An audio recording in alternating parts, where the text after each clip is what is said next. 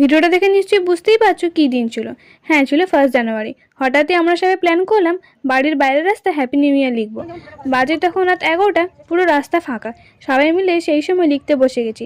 আর লেখাগুলোর মাঝখানে না একটু করে আবিরও দিয়ে দিচ্ছি, এতে দেখতে আরও সুন্দর লাগে। আগের ভিডিওতে বলেছিলাম না কেক বানিয়েছিলাম নিউ ইয়ারের জন্য, সেটাই রাত 12টা বাজতে সবাই মিলে কেটে নিলাম।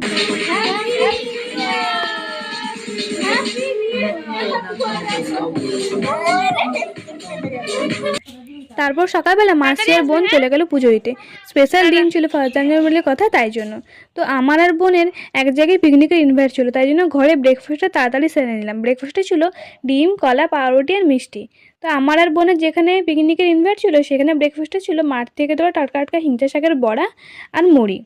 তো পিকনিকে যারা যারা ছিল তারা সবাই বলেছিল রাতের বেলা মাংস খাবে, তাই জন্য দুপুরবেলাটাই লাঞ্চটা একটু হালকাই সেরে নিলাম।